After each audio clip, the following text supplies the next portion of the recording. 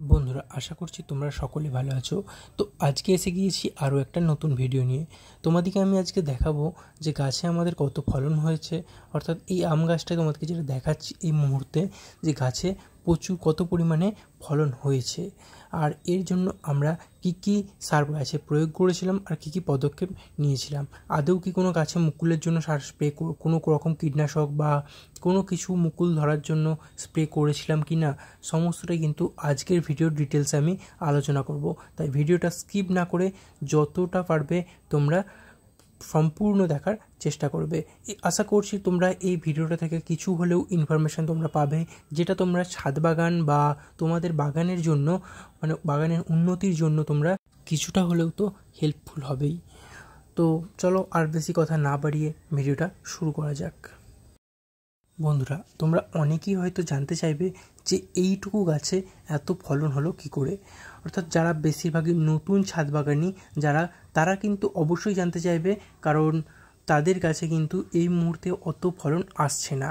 খুব বেশি হলে কি একটা থেকে দুটো কি তিনটে চারটে সামথিং 4-5টা এরকম কিন্তু ফলন আসবে।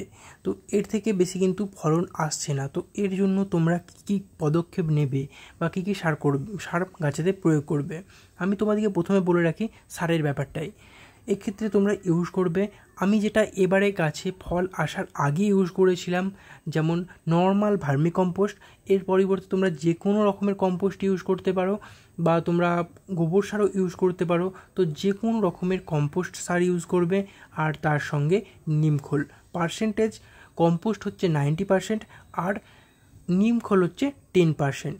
এটাকে মিশিয়ে তোমরা গাছের মাটিতে পরিমাণ মতো প্রয়োগ করো। যেই গাছের মানে যতটা টবের পরিমাণ সেই অনুযায়ী তোমরা ততটা প্রয়োগ করো। তো এছাড়া কিন্তু আরও তোমাদেরকে জিনিস প্রয়োগ করতে হবে গাছেতে। আরও কিন্তু গাছেতে নানা রকম সার দিতে হবে, সমস্তটা কিন্তু অর্গানিক বলছি আমি। যেহেতু গাছেতে মেন খাবার ভার্মি কম্পোস্ট আর নিমখোল দিলাম, এক্ষেত্রে কিন্তু আর অন্য কোনো যেহেতু কিছু সার মেশাচ্ছি না এর সঙ্গে, এর জন্য তোমাদেরকে কিন্তু কলার খোসা পচা জল, তো এই জলটা কিন্তু তোমাদেরকে গাছের মাটিতে দিতে হবে। তো দুটো জিনিসকে কিন্তু কম্পারিজন করবে, আলাদা আলাদা সময় দেবে।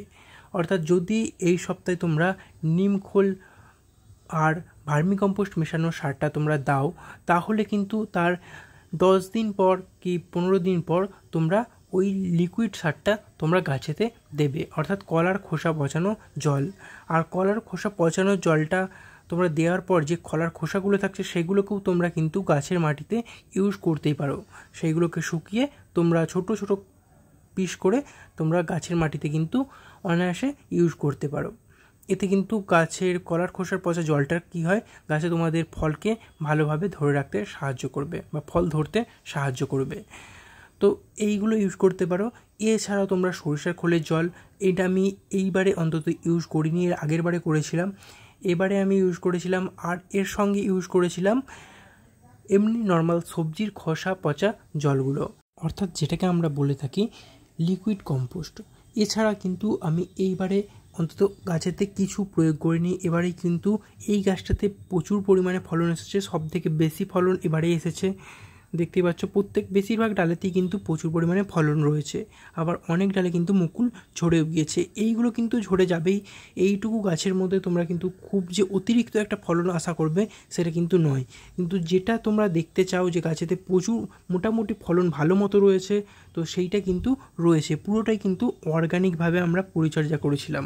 তোমাদেরকে আমি কি কি পরিচর্যা করেছি, অর্থাৎ গাছে কি কি সার দিয়েছি না দিয়েছি সমস্তটাই বললাম। তো এর আগে আমি তোমাদের বলেছিলাম যে গাছেতে যখন মুকুলে কিছু স্প্রে করব, মুকুল যাতে ধরে থাকে বা মুকুল যাতে ঝরে না যায়, তো এর জন্য কিন্তু আমি তোমাদের বলেছিলাম যে স্প্রে করব। কোনো রকম আমি কিন্তু গাছেতে স্প্রে করিনি। আমি যদি গাছে স্প্রে করতাম তাহলে তোমাদের আমি সঙ্গে সঙ্গে আপডেট দেওয়ার চেষ্টা করতাম। গাছে কোনো কিছু স্প্রে করিনি। গাছে মাত্র একবার ফল ধরার পর মিলিবাগ লেগেছিল, সেটাকে আমি নর্মাল যে স্প্রে মেশিন আছে, তো সেই যে মেশিনে আমরা ওষুধ দিই, তো সেই মেশিনে কিন্তু আমরা নর্মাল জলকে স্প্রে করে, নর্মাল ঠান্ডা জলকে স্প্রে করে আমরা গাছ থেকে সেই পোকাগুলো ছাড়িয়ে দিয়েছিলাম। তাছাড়া কিন্তু আর কোনো রকম প্রবলেম হয়নি, বা গাছে কোনো রকম কিছু আমি স্প্রে পর্যন্ত করিনি। তো তো এই ছিল আজকের ভিডিওর মেন আপডেট। তোমাদেরকে আমি দিয়ে দিলাম গাছে এখন কত পরিমাণে ফল রয়েছে। এই ফলগুলো কিন্তু খুব বেশি দিন আর থাকবে না, মোটামুটি এবার পাকা শুরু করবে। আর কিছু ছোট ফল রয়েছে যেগুলো দেরিতে ফল ধরেছে, তো সেইগুলো বাদে কিন্তু সমস্ত ফলই কিন্তু গাছে এবার পাকা শুরু হয়ে যাবে।